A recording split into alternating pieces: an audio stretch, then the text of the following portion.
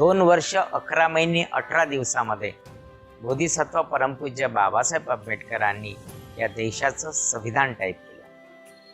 ज्या टायपिंग मशीनवरती संविधान टाईप केलं ती टायपिंग मशीन शांतिवनामध्ये ठेवलेली.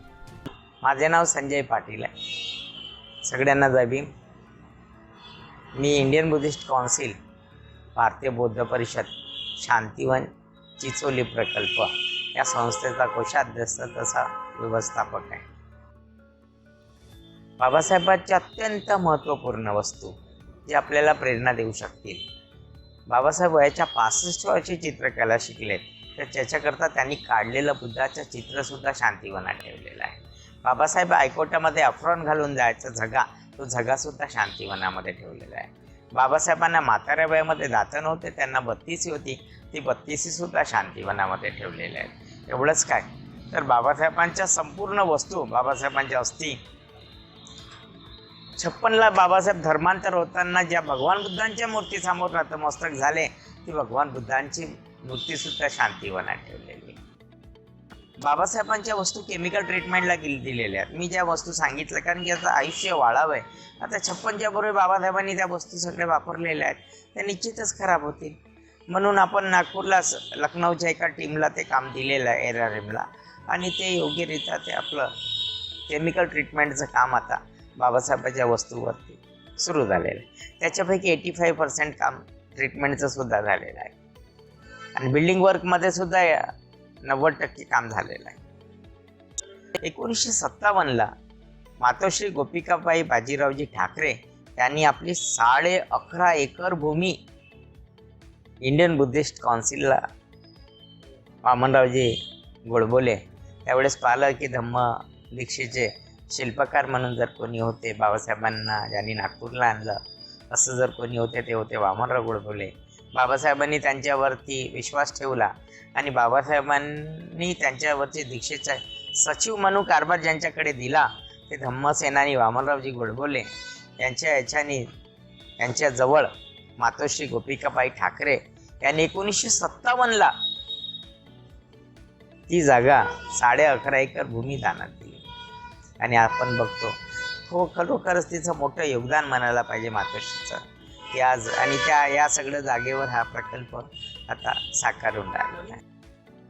2011मध्ये विदर्भ विकास पॅकेजच्या अंतर्गत महाराष्ट्र शासनाने विदर्भ विकास पॅकेज म्हणजे 40 करोड रुपयाचे सँक्शन दिले.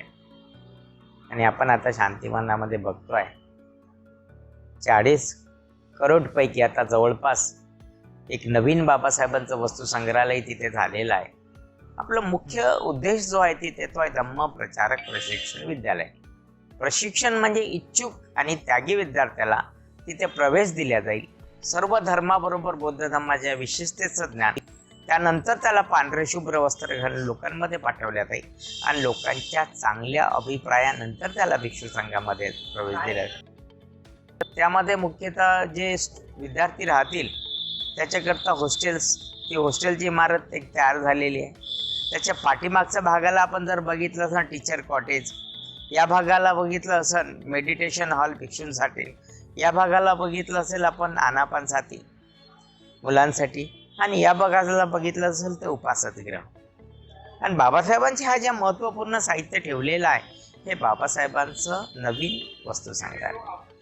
या भागाला ऑडिटोरियम एक बिल्डिंग आहे आणि ते गेस्ट हाऊसची बिल्डिंग. अशा प्रकारच्या 40 करोडमध्ये झालेला आहे. हा 1.5 वर्षामध्ये नवीन समावेश आहे. महाराष्ट्र शासनाने सुद्धा आता काही निधी थांबवलेला आहे. 40 करोडपैकी 7 करोड महाराष्ट्र शासनाने थांबवलेले आहेत आणि सेंट्रलचे 13.5 करोड थांबलेले आहेत. हा जर निधी आला, जवळपास 20 करोडचा निधी होतो, हा जर आला तर काम झपाट्याने. विनंती करतो शासनाला की थांबलेला जो निधी आहे, अन्यथा काय होईल की बाबासाहेबांच्या वस्तू ज्या केमिकल ट्रीटमेंट ज्या केल्या तर आपल्या जवळपास 70% ज्या वस्तू ट्रीटमेंट झाल्यात त्याच्यामध्ये फॅब्रिक जास्त आहे. कपडे, बाबासाहेबांना कपड्याचा जास्त छंद होता, तर कपडे जास्त प्रमाणात आहे. कदाचित हा निधी शासनाने अजून 2 वर्ष थांबवला ते येणाऱ्या भावी पिढीला बाबासाहेबांच्या वस्तू, बाबासाहेबांचे कपडे बघायला सुद्धा मिळणार.